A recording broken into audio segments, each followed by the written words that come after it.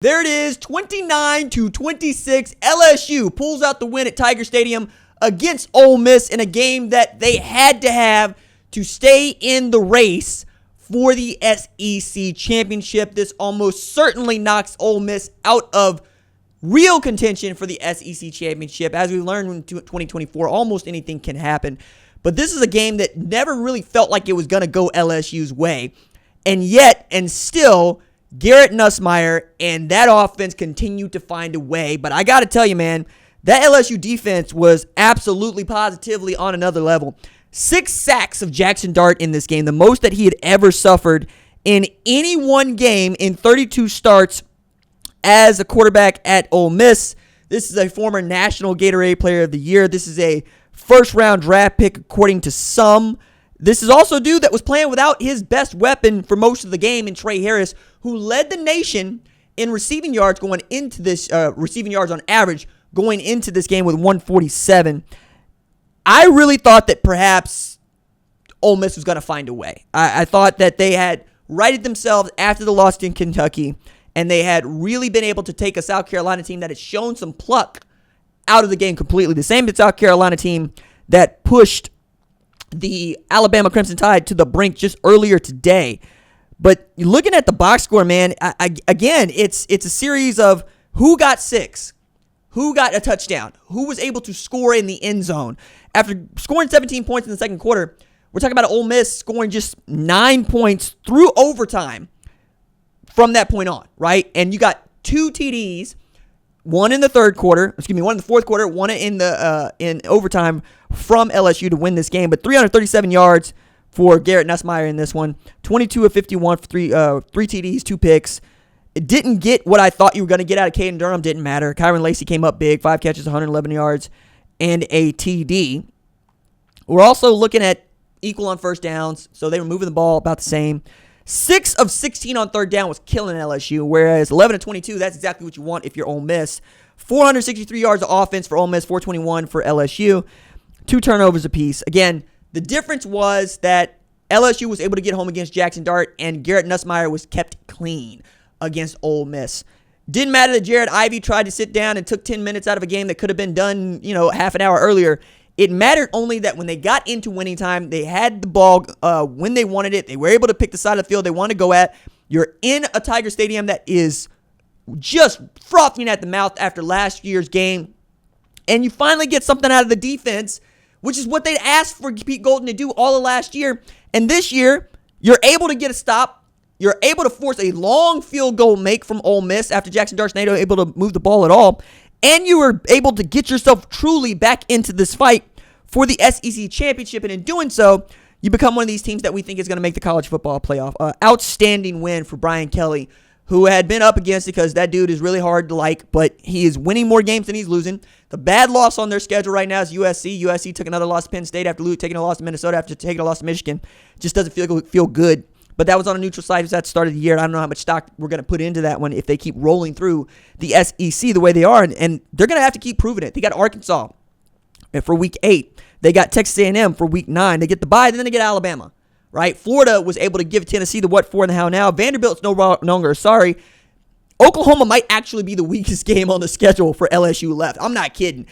That team is finding ways to win football games without really having a running game to speak of, and frankly, up until recently, looked lost defensively. That South Carolina game did not do much to help us feel like LSU's defense was okay, but with Weeks coming on strong, becoming a Bayou Bengal legend, they held UCLA to 17, they held Alabama to 10, and South Alabama to 10, that had been scoring on other teams in the group of 5 at a pretty high clip, and then tonight against a team that it's going to score, right? We've known this about Ole Miss. They are going to put up points. They stopped them from scoring 30. It's an offense that had averaged over 500 yards a game in the Lane Kiffin era that had only put up 463. And it felt like the way that Ole Miss was able to win that game last year is the way that LSU was able to win that game this year. So now, what are we going to do with LSU in the SEC standings and in the college football top 25 college football playoff rankings? I think right now you got to think about them as being as good as Iowa State, who's undefeated, as good as BYU, who's undefeated, and perhaps even better, depending on what you think of the SEC versus the Big 12. Do we think that the SEC is a better program, better league than the Big 12? Yes, almost certainly. Do we want to value LSU higher because of this win against Ole Miss, wins against other SEC teams, more than we want to value Iowa State or BYU being undefeated against not SEC teams? But, also there's a Big 10 team in there in USC that we thought was good, turns out to not be. What are we going to do with that? I think that's going to be a really interesting problem for me to try to solve as I put together the top 25 for Fox Sports later this morning. You'll get to see it if you're on the East Coast time. Later this evening, if you're on Pacific time, it usually goes up around 2 a.m. in the morning Central Standard Time, right? So if you're up, you're up. But I imagine you will be as Iowa State, as Kansas State, Colorado is still going on. We still got to talk about what the outcome of that game is going to lead us to believe. But right now, you got LSU sitting at 5-1, 2-0 in SEC play, right? Along with Texas A&M, who's 3-0 in SEC play, and Texas, who's 3-0 in SEC play. Bama and Georgia each got losses. Arkansas is 2-1, and then of course Ole Miss falls to 1-2, looking like the best of the rest, right? I trust Ole Miss to beat a Missouri team. I don't necessarily trust them to beat Tennessee, or even at this point Vanderbilt. But that's beside the point. The point here is that this game was going to have quite a lot to say about where the cutoff line, I think, is for the college football playoff. Because I don't think that you could be worse than the third best team in the SEC and expect to make the college football playoff. And right now, Texas, A&M, LSU feel like the three best teams in the SEC. If for no other reason, then they ain't taking a real loss, okay?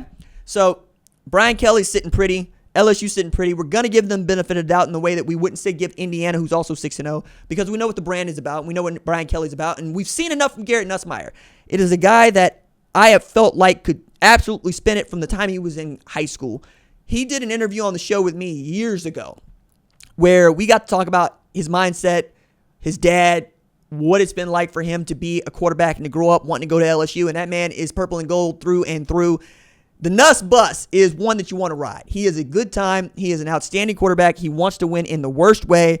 I'm excited for LSU fans. I met a new LSU fan today. They seem to be coming out of the woodwork. She was not feeling great about what LSU might be able to do against Ole Miss, but I was telling her I picked LSU to win against Ole Miss because I thought that LSU needed this more than Ole Miss did it, and I turned out to be right on this one. This game being in Tiger Stadium also had, I think, a ton to do with it. So if you are at Tiger Stadium, you're one of those people in that crowd, tip your hat, man. You were the 12th man.